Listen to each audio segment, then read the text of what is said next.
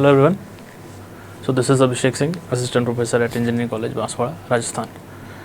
So welcome back to the channel of JC Banswara and the course of Electrical Machine 1. Last lecture we have discussed some numericals on DC generator, and today we'll discuss the same on DC motor. We'll take some basic numerical on different type related to DC motor. Okay, so let's take the first example. A 20 HP 250 volt shunt motor has an armature circuit resistance, that is armature resistance including brushes and interpoles. तो brush drop और जो interpole winding अगर है तो वो सारा include करके resistance हमारा गिवन है 0.022 ओम, ठीक है. And the field resistance of 170 ohm, field resistance is given 170. Okay, at no load and rated voltage the speed is 1200 RPM and the armature current is 3 ampere. Okay, तो at no load आपकी speed कितनी है दिया हुआ है, armature current कितना है दिया हुआ है. अगर आर्मेचर करंट नो लोड पर ना दे कभी, तो हम अगर अप्रॉक्सीमेशन करना चाहते हैं तो ज़ीरो मान के उसको आगे हम क्वेश्चन उस हिसाब से बढ़ा सकते हैं. ठीक है, अभी दिया हुआ है तो ठीक है, कंसिडर करेंगे. फिर पूछा है at full load the rated voltage line current is 55 ampere and the flux is reduced by 6% due to armature reaction. So from its value at no load. So what is the full load speed? तो no load पे कुछ speed दी हुई है, कुछ condition दिया हुआ है, और फुल लोड होने पे भी कुछ कंडीशन दी हुई है. तो आपको फुल लोड पे स्पीड क्या होगी वो फाइंड करना है. ठीक है, स्टार्ट करते हैं. अच्छा, तो आपको स्पीड जब भी ऐसा है ना कि स्पीड पहले दी हुई है, बाद में किसी कंडीशन पे फाइंड करनी है, और या फिर इंड्यूस्ड ईएमएफ फाइंड करना है, तो स्पीड और इंड्यूस्ड ईएमएफ का एक रिलेशन है, दिमाग में हमेशा रहना चाहिए वो, जो हमारा क्या है स्पीड का n प्रोपोर्शनल टू EB/φ. ठीक है, तो कभी भी स्पीड पहले कंडीशन में पूछे फिर दूसरे कंडीशन में क्या होगी, इस तरह के क्वेश्चन कभी भी रहें तो हमें इसका मतलब फोकस होना चाहिए कि इंड्यूस्ड जो बैक ईएमएफ है वो क्या था पहले, अभी क्या होगा नए कंडीशन के हिसाब से क्या होगा, और फ्लक्स जो थी पहले वो अभी नए कंडीशन के हिसाब से क्या होगी. अगर ये डेटा हमारे पास है तो हम स्पीड निकाल सकते हैं, अगर एक कंडीशन में दिया है और दूसरे कंडीशन में पूछ रहा है. ठीक है, कोई दिक्कत नहीं है इसमें. अच्छा, स्टार्ट करते हैं. फर्स्ट कंडीशन की बात करते हैं. पहले जब नो लोड था, ठीक है, नो लोड था, तो नो लोड के टाइम पे आपकी जो बैक ईएमएफ होगा वो क्या होगा, EB = V - IA/RA. ठीक है, ये हमारा मोटर इक्वेशन है. शंट मोटर की बात करें तो शंट मोटर हमारा कैसा है, फील्ड वाइंडिंग भी है, और ये आपका सप्लाई यहाँ से दिया हुआ है आपने. तो ये है लोड करंट, ये है आपकी आर्मेचर करंट, और इधर है आपकी फील्ड करंट.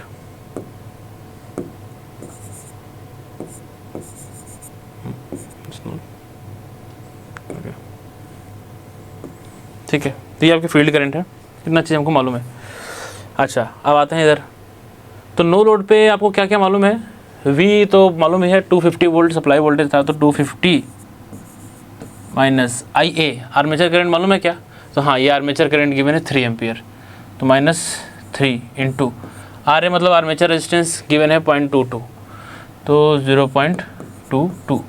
यहाँ से आपको कुछ EB मिल जाएगा, EB1 बोल देते हैं इसको, और वो कितना हो जाएगा 3 × 0.22, यहाँ का 0.66 है, तो 250 - 0.66, ये कुछ 249.34 वोल्ट ये आ जाएगा EB1 नो लोड कंडीशन में.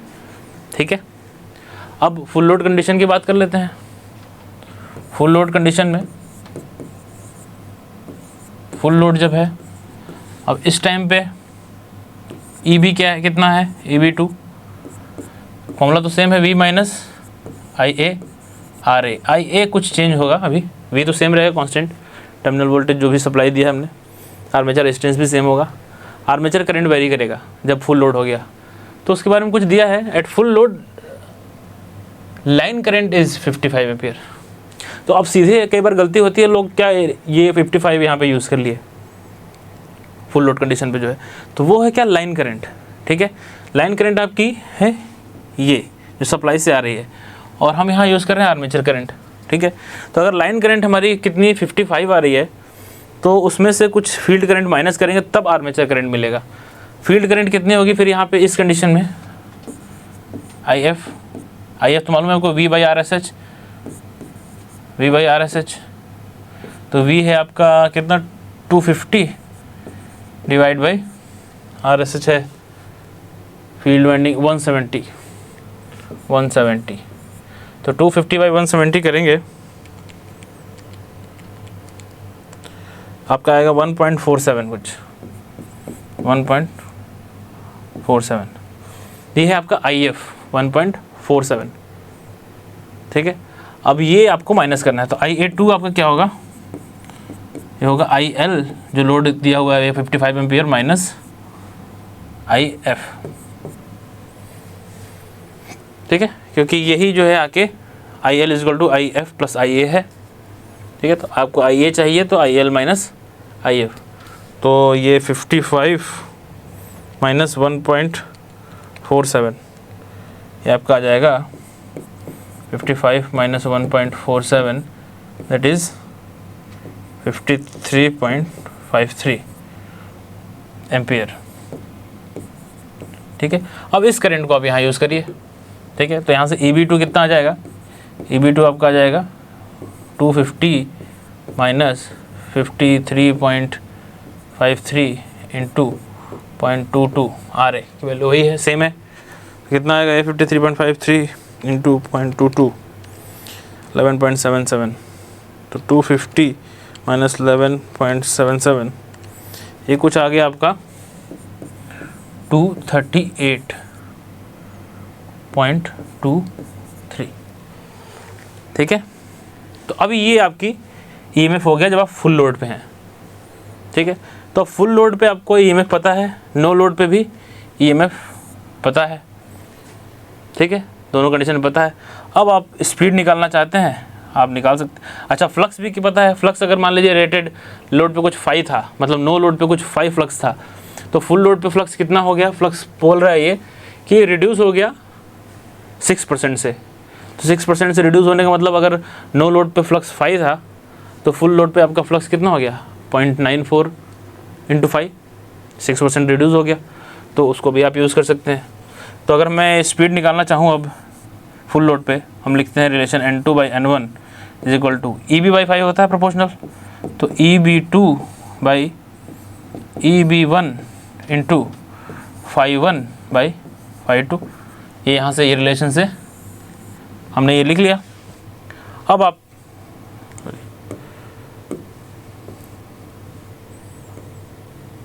ठीक है N2 बाई N1, अब इस पे EB2 आपको मालूम चल गया है कितना है, EB2 है 238।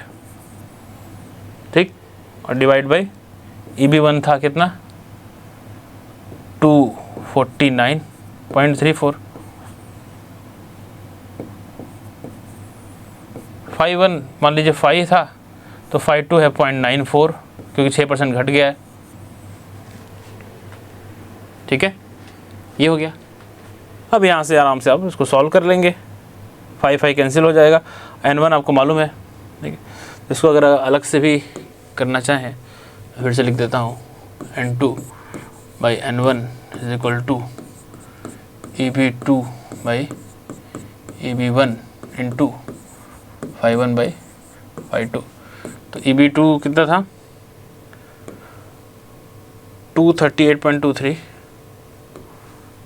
238.23 डिवाइड बाई EB1 हमारा था 249.34 इंटू 5 अगर था पहले, तो लोडिंग पे घट गया, वो 0.945 रह गया। ठीक है, N2 is equal to N1 आपका पहले से मालूम था कितना स्पीड था, क्वेश्चन में गिवन था, नो लोड पे स्पीड थी 1200 RPM। ठीक है, तो यहाँ पे आप लिख लीजिए 1200 N1 की वैल्यू। बस कैलकुलेट कीजिए कितना आएगा 238 इंटू 1200 इक्वल टू इतना डिवाइड बाई 0.94 डिवाइड बाई 249.34, ये कुछ 1219।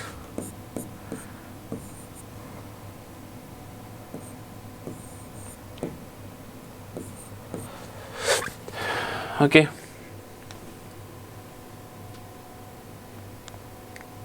ठीक है, तो फील्ड अगर आपकी डिक्रीज हो रही है तो स्पीड वो बढ़ेगा फील्ड कंट्रोल मेथड से। फील्ड वैसे भी डिक्रीज हो रही है आपकी 0.94 हो जा रही है 5 तो स्पीड आपकी इतनी आ गई, ठीक है। तो ये रिलेशंस जनरली हमको यूज़ करना है। तो कैसे आपको, अब इसमें क्या है वेरिएशन हो सकते हैं कि अलग सीरीज मोटर है, कभी कभी कंपाउंड है। तो वो जो केवीएल इक्वेशन हम लिख रहे हैं ना, ये जो केवीएल इक्वेशंस लिख रहे हैं इनमें ध्यान देना है कि कौन सी करंट दी हुई है, आर्मेचर करंट है, लोड करंट है, फील्ड। तो वो अगर ध्यान दे के करेंगे, कई बार यही गलती होती है, छोटी मोटी गलती, क्योंकि रिलेशन तो एक ही तो है गिन केस में। टॉर्क का रिलेशन एक है कि स्पीड का है, तो बहुत ज़्यादा कॉम्प्लेक्स नहीं है इसमें कि बहुत सारे फॉर्मूले हैं। पावर अगर बात करेंगे हम एफिशिएंसी की, तो गिनती के कल भी हम जनरेटर में जब बात कर रहे थे, तो यहाँ भी ऐसे ही लॉस है। क्या क्या है, तो एक आपका आर्मेचर रेजिस्टेंस में लॉस, अगर सीरीज़ फील्ड है तो सीरीज़ फील्ड वाइंडिंग में लॉस, और शंट मोटर है तो शंट वाइंडिंग में लॉस I²R, आपका स्ट्रे लॉस, आपका कोर और फ्रिक्शन विंडेज लॉसेस, और आपका ब्रश ड्रॉप अगर दिया है लॉस तो वो भी गिन सकते हैं ब्रश में लॉसेस, ठीक है। तो ये गिन के लॉसेस हैं, आउटपुट मालूम है, लॉस मालूम है, एफिशिएंसी भी निकाल लेंगे। तो बहुत ज़्यादा कॉम्प्लेक्स इसमें नहीं होते हैं, वही छोटे क्वेश्चन उतने ही रहते हैं, बट आपको ध्यान देना पड़ता है, ठीक है। चलो एक और लेते हैं। 230 volt shunt motor delivers 30 HP at shaft at 1120 RPM. If the motor has an efficiency 87% at this load, determine the total input power, ठीक है। कभी भी ऐसा दिया ना शंट मोटर delivers 30 HP, तो या फिर 30 HP motor has terminal voltage 230 volt, तो कभी भी ऐसा रेटिंग दे 30 HP या कितना किलोवाट, तो समझो कि मोटर की बात कर रहे हैं, तो ये आउटपुट है, मतलब शाफ्ट पे जो पावर है आपके वो है, उसकी बात कर रहे हैं। Okay, so shunt motor delivers 30 HP। Okay ठीक है, पहला है टोटल इनपुट पावर चाहिए, लाइन करंट चाहिए, और फिर सी है if the torque lost due to friction and windage is 7% of the shaft torque, calculate the developed torque. Okay, तो कैसे करें स्टार्ट। पहला अगर क्वेश्चन देखें, टोटल इनपुट पावर चाहिए, इसमें हमें टोटल इनपुट पावर चाहिए, तो आपको सीधे सीधे आउटपुट भी मिला है 30 HP, एफिशिएंसी है 87%, इनपुट पावर निकालना कोई बड़ी बात नहीं है। तो आप कर सकते हैं इसको सीधे कि इनपुट जो है वो input power is equal to output by efficiency. Output है कितना 30 HP है, तो 746 मल्टीप्लाई करेंगे, वाट में हो जाएगा ये, डिवाइड बाई एफिशिएंसी है 87, मतलब 0.87 से डिवाइड कर दीजिए, तो ये आपका आ जाएगा 30 इंटू 746 डिवाइड बाई 0.87, ये आ गया कुछ 25.724 किलोवाट, ये आपका इनपुट आ गया, ठीक है। अच्छा, लाइन करंट पूछा है, तो जब आपका इनपुट आ गया और इनपुट का वोल्टेज मालूम है 230 वोल्ट सप्लाई जो दे रहे हैं, ठीक है, तो लाइन करंट में कोई दिक्कत नहीं है। IL जो है आपका वो क्या होगा, जो पावर है input power divide by voltage, ठीक है, VI होता है पावर, तो ये हो गया आपका 25.724 10⁻³ डिवाइड बाई वोल्टेज है आपका 230, ठीक है। तो ये आपका हो जाएगा डिवाइड बाई 230 करेंगे, तो ये हो गया आपका 111.84 एम्पियर, ठीक है। ये आपका बी पार्ट भी हो गया। सी है if the torque lost due to friction and windage, ठीक है, is 7% of the shaft torque, ठीक है। तो शाफ्ट में जो टॉर्क है, मतलब जो हमको शाफ्ट पे पावर है, इतना पावर अगर मालूम है तो शाफ्ट का टॉर्क निकाल लें, तब उसके बाद हम आगे डिस्कशन करें। तो पहले तो शाफ्ट की टॉर्क निकालते हैं सी सॉल्व करने के लिए। शाफ्ट टॉर्क, क्यों? क्योंकि सी में लिखा हुआ है कि भाई जो टॉर्क है वो लॉस्ट होता है फ्रिक्शन विंडेज में 7%। किसका 7%? शाफ्ट टॉर्क का 7%। तो शाफ्ट टॉर्क पहले निकालने है कितना। तो शाफ्ट टॉर्क हमारा कैसे निकालते हैं? टॉर्क क्या होता है? P by omega, shaft power divide by angular speed. तो ये हो गया shaft power P shaft divide by omega, जो भी एंगुलर स्पीड होगी। तो P शाफ्ट कितना है दिया हुआ है? 30 HP, that is 30 into 746 divide by omega speed 2 pi n by 60 हम कर सकते हैं इसको। n अगर RPM में स्पीड है 2 पाई n बाई 60। n आपको गिवन है 1120, तो वैल्यू रखेंगे यहाँ पे। तो आपका आ जाएगा 30 into 746 into 60 divide by 1120 divide by 2, 3 ये आपके आ गया 190.9 कुछ न्यूटन टॉर्क आ गया, ये न्यूटन मीटर, ठीक है। ये आपका शाफ्ट टॉर्क हो गया। तो शाफ्ट टॉर्क जब इतना है, ठीक है, आपको दिया हुआ है क्या कि इसका इतने शाफ्ट टॉर्क का 7% जो है वो लॉस्ट हो जाता है हमारा फ्रिक्शन और विंडेज में। तो कैलकुलेट द डेवलप्ड टॉर्क। तो मतलब डेवलप्ड टॉर्क जो होगा वो ज़्यादा रहा होगा, ठीक है, उसमें से 7% जो है कुछ फ्रिक्शन विंडेज में गया, तो फिर हमको शाफ्ट मिला, ठीक है। तो इसका मतलब जो हमें डेवलप्ड टॉर्क होगा वो कितना होगा?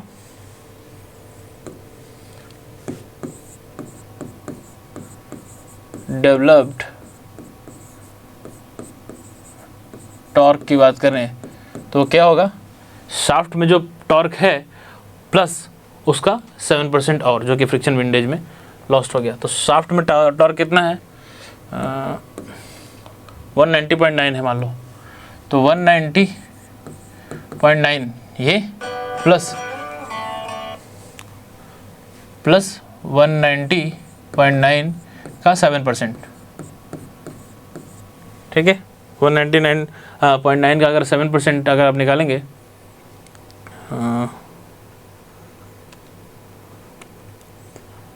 190.9 इंटू 0.07 तो आएगा 13.36 प्लस 190.9, ये आ जाएगा 204। तो ये आपका आ जाएगा 204.26, ठीक है। तो ये आपका फाइनल आंसर हो जाएगा। तो समझ गए डेवलप्ड टॉर्क क्या है? मतलब जो आपका मशीन में डेवलप्ड हुआ, ओके। और फिर उसके बाद कुछ फ्रिक्शन में लॉसेस हुए और बाद में आपको शाफ्ट में जो है वो पावर मिली, वो उसके बारे में आपको दिया हुआ था। तो शाफ्ट टॉर्क हमने निकाल लिया और बोला था कि शाफ्ट टॉर्क का ही 7% वो फ्रिक्शन विंडेज में गया है, ठीक है। तो उसका 7% निकाल लिया, जो कि फ्रिक्शन विंडेज लॉस हो गया, फ्रिक्शन विंडेज में टॉर्क लॉस्ट हो गया। अब उसमें क्या हुआ? अब ये शाफ्ट वाला और इसमें जोड़ दिए, तब इसका मतलब हमको इधर मिला था डेवलप्ड टॉर्क जो है। इसी में वेरिएशंस पूछ सकते हैं। अगर इसी क्वेश्चन में कुछ आर्मेचर रेजिस्टेंस वगैरह दिए होते तो हम क्या कर सकते थे? डेवलप्ड पावर निकालने का एक और तरीका है कि EB इंटू आई, रेजिस्टेंस होता ड्रॉप होता तो हम EB निकाल लेते और IA आपको मालूम होता आर्मेचर करंट, तो EB IA से मैकेनिकल पावर डेवलप निकालते और स्पीड से डिवाइड करते टॉर्क निकलता। तो कई सारे वेरिएशंस तरीके इसमें हो सकते हैं। तो आपको बस पकड़ रखना चाहिए कि क्या चीज़ पूछी गई है और कहाँ पे है वो। जनरेटर में हम बात कर रहे हैं, मोटर में बात कर रहे हैं, ये सारी चीज़ें, ठीक है।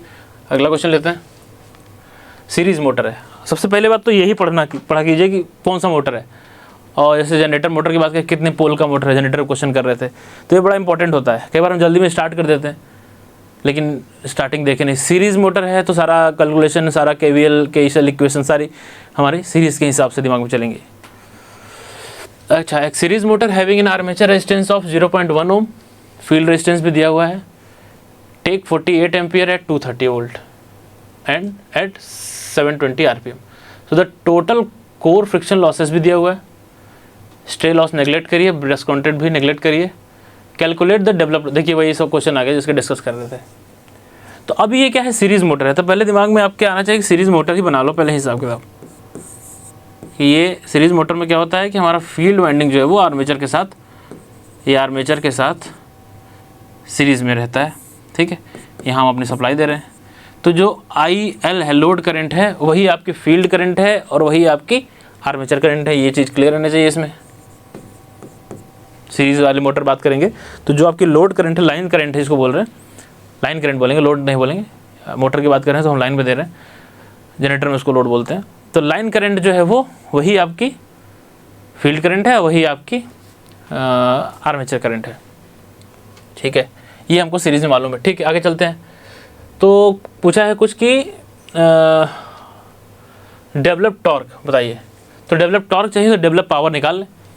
डेवलप पावर निकालने का हमको तरीका मालूम है, EB इंटू IA।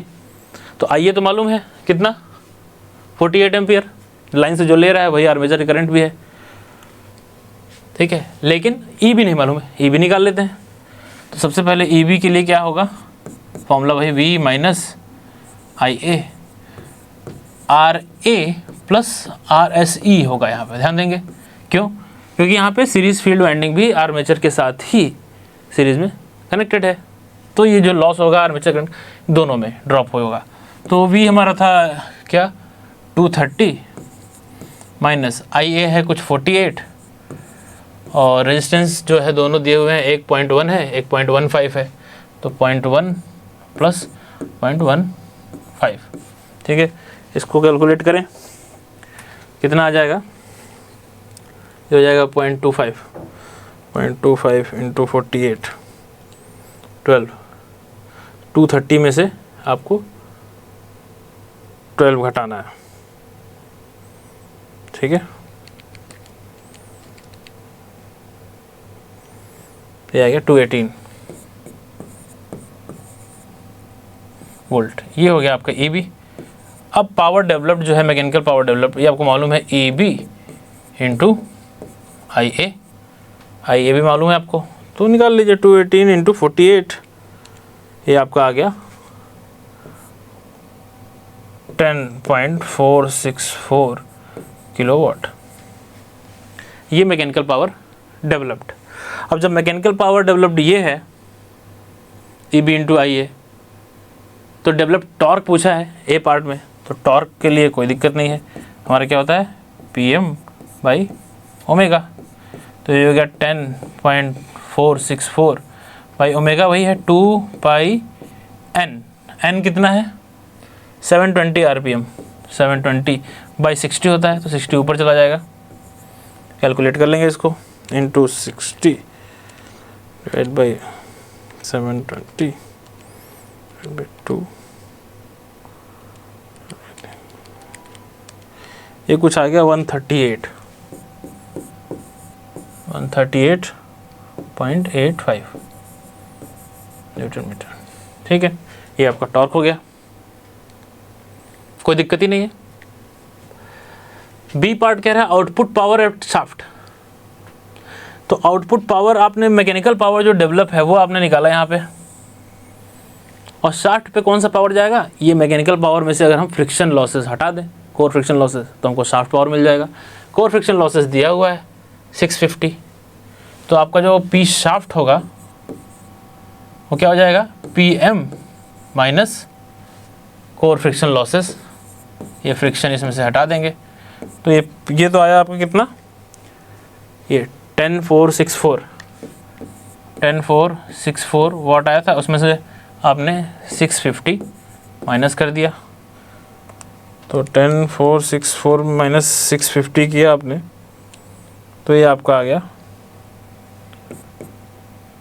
9.814 किलोवाट। ये हो गया आपका पी शाफ्ट। शाफ्ट पे आपको इतनी पावर मिल गई, कोई दिक्कत नहीं, ये क्वेश्चन भी हो गया। नेक्स्ट पार्ट सी पूछ रहा है मोटर एफिशिएंसी। तो पी शाफ्ट मतलब बिल्कुल आपका आउटपुट पावर हो गया, ये शाफ्ट पे जो मिल रहा है। और इनपुट की बात करें तो इनपुट का करंट और वोल्टेज दोनों दिया है, तो इनपुट पावर निकालने में भी कोई दिक्कत नहीं है। तो एफिशिएंसी की बात करेंगे यहीं पे। एफिशिएंसी क्या होगी, P shaft by P input. P shaft हमारा है कितना 9.814 डिवाइड बाई इनपुट के लिए 48 इंटू 230 डिवाइड बाई ये आपके आ गया 88.9% एफिशिएंसी। ठीक है, क्लियर है। तो क्या प्रोसेस देखना है हमें, दिमाग में आना चाहिए क्या क्वेश्चन पूछा है। डेवलप्ड टॉर्क पहला क्वेश्चन पूछा था, तुरंत दिमाग में आना चाहिए कि एक तो हमारा तरीका होता है कि डेवलप्ड पावर निकालने का EB into IA, mechanically developed power. तो IA तो मालूम है सीरीज फील्ड में, तो IA मालूम है, EB नहीं मालूम था, तो उसके लिए रेजिस्टेंसेस दिए हुए हैं, तो EB अपने KVL वाले फॉर्मूले से निकाल लिए। बस ध्यान देना है, अभी ये सीरीज था तो इस तरह से था, अभी ये शंट होता, अभी ये शंट मोटर होता तो बड़ा डिफरेंस आ जाता, क्योंकि आपको ये लाइन करंट मालूम होती है 48, ठीक है, तो वहाँ हमको आर्मेचर करंट चाहिए होती है, तो लाइन करंट में से आप फील्ड करंट माइनस करते, क्योंकि वहाँ फील्ड वाइंडिंग अलग से होती है, उधर फील्ड करंट माइनस करते और फिर उसके बाद जो होता आर्मेचर करंट होता। और यहाँ पे भी ये RSC नहीं आता, सिर्फ आर्मेचर रेजिस्टेंस होता सिर्फ। तो सर्किट के हिसाब से कंपाउंड मोटर होता तो उसमें कुछ अलग तरीके से, तो सर्किट के हिसाब से ये इक्वेशन चेंज होगी। लेकिन आपका मोटर क्या है बड़े उसमें बात करें तो वो आपको क्लियर रहना चाहिए करना क्या है। बाकी ये जो ध्यान वाली चीज़ें हैं, ध्यान देंगे सर्किट सॉल्विंग में सही रहेगा। अच्छा, नेक्स्ट देख लेते हैं।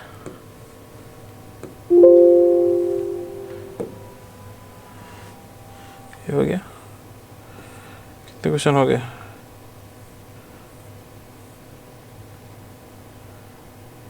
चलिए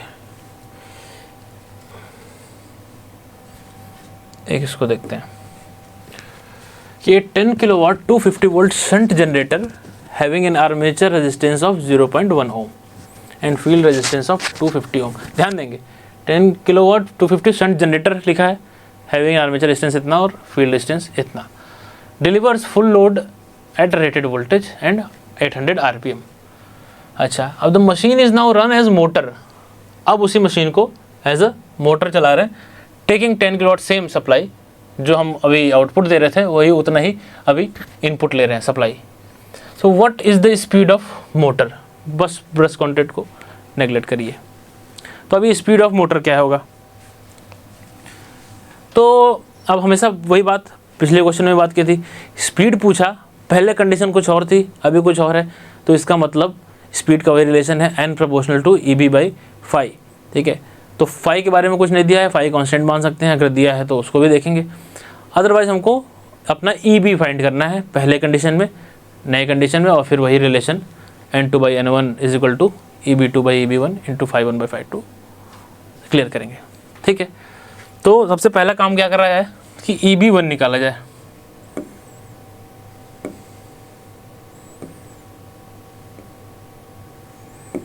ठीक है, EB1 मतलब V माइनस अपना जो भी करंट है स्टार्टिंग में, मतलब जो भी जनरेटर की तरह काम कर रहा है, तो करंट मालूम है क्या, चलो देखते हैं। IA करना है हमको, शंट जनरेटर है, ध्यान देंगे। अभी ये जो हमने इक्वेशन लिखा, ये इक्वेशन होती है मोटर की, ठीक है, लेकिन पहले कंडीशन में हमको दिया हुआ है जनरेटर, तो जल्दी जल्दी में ये गलती हो सकता है, तो इसको आपको इक्वेशन को पहले तो जनरेटर के हिसाब से लिखनी है। पहले कंडीशन में मशीन हमारी एज अ जनरेटर वर्क कर रही है, तो जनरेटर की इक्वेशन क्या होती है, E जनरेट होता है और वहाँ पे V मिलता है। ठीक है, तो क्या हो जाएगी, E is equal to V plus IA RA। ठीक है, ये आपकी जनरेटर इक्वेशन EG।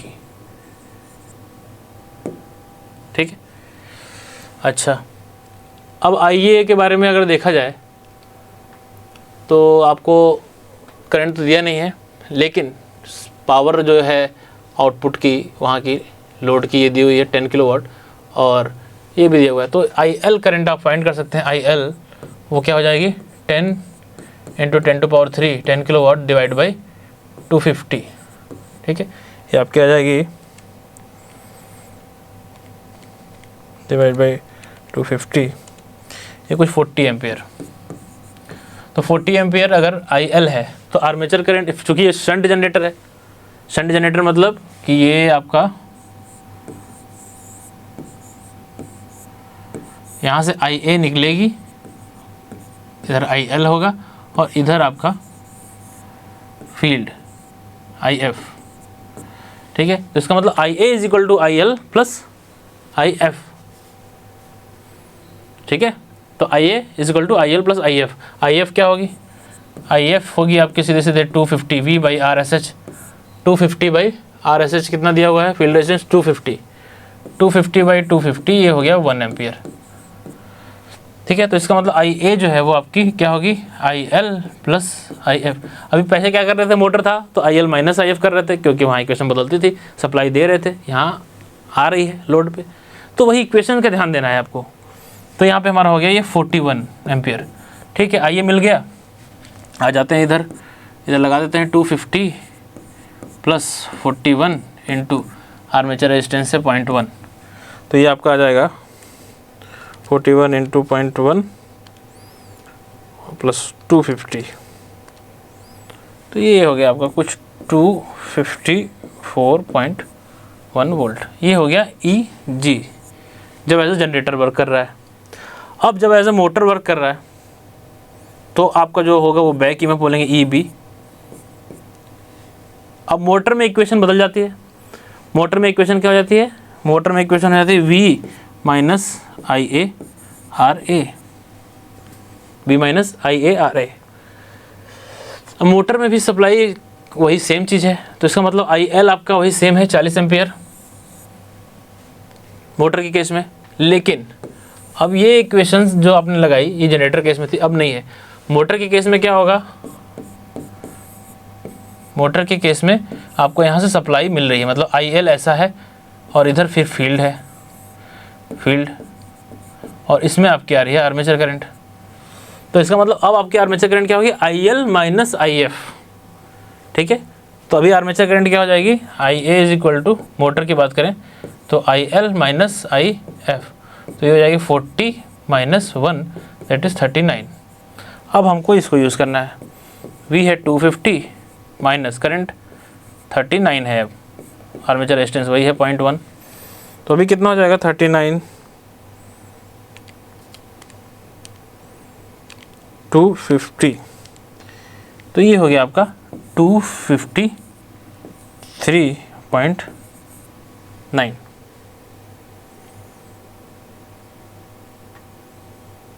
ठीक है, ये आपका जब मोटर की तरह काम कर रहा है, ईबी है।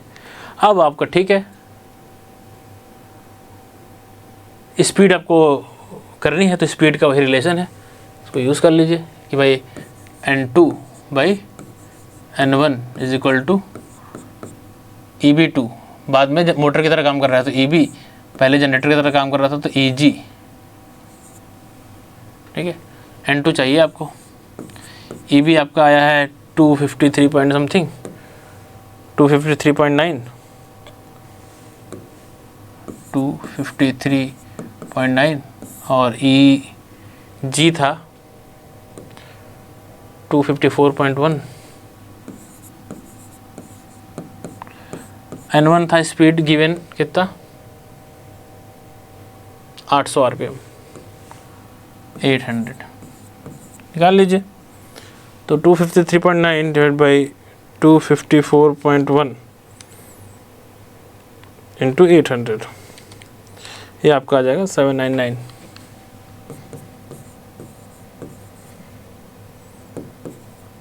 ये हो गया, पीछे है, देखना है क्या करना है।